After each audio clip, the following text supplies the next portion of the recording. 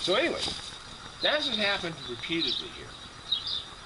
I had one time I was in the back, and we got the biggest. You ever seen monsoon rains? It's just huge fat drops. I mean, it's just the biggest thing coming down. It looked like, you know, somebody spraying it with a hose.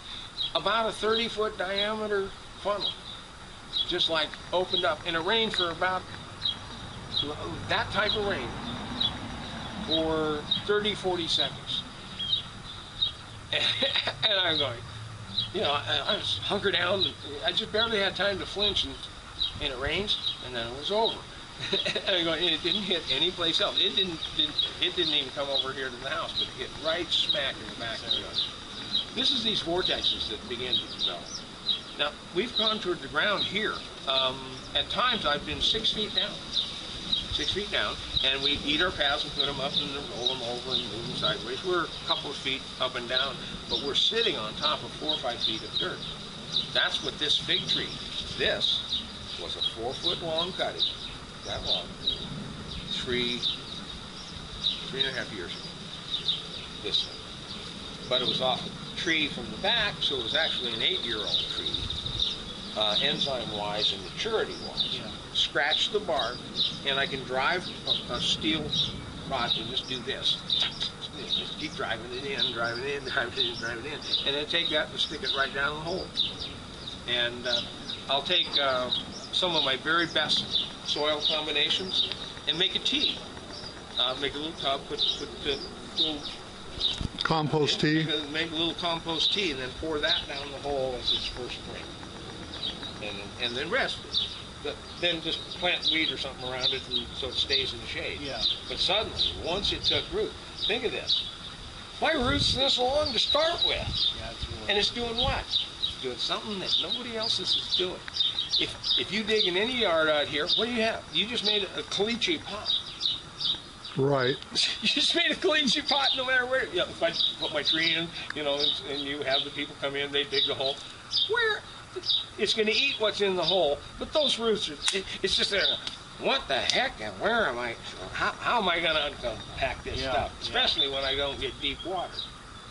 I will, but, and as I do it, if my tree finally does get big enough, it lifts and cracks, and it's just, now, you take the high humus soil, at least 60% humus, which we have, with the coir material, the coir is really good.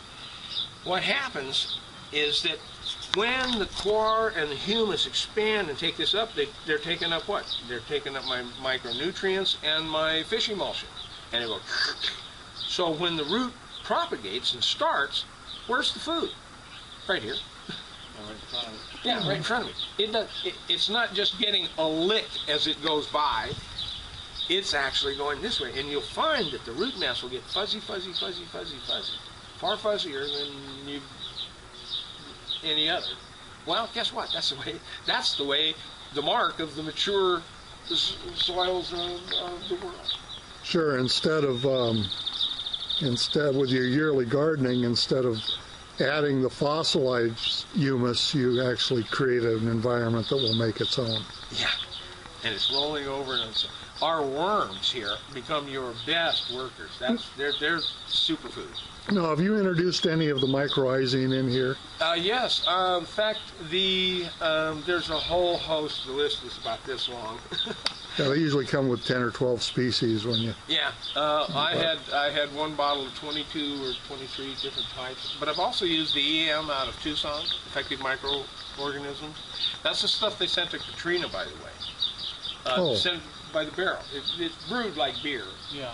But that's the stuff that'll eat asphalt and oils and junk and shit and poop and eats everything. Huh? And yeah, they sent it by the barrel to Katrina to turn loose in the neighborhoods, and that's what cleans the neighborhoods.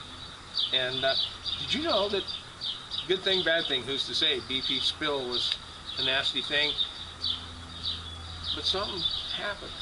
They discovered that the microbes. But once they got these microbes out there, they began to eat like 10 times as much as any normal pest.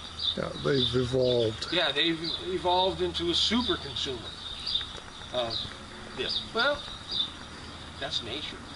That's nature paying you back at this Fibonacci ratio. And that's what makes our efforts here. Whatever, and this is nice. If your effort was always rewarded, how simple your life gets quick. If every effort had this type of reward, think about that.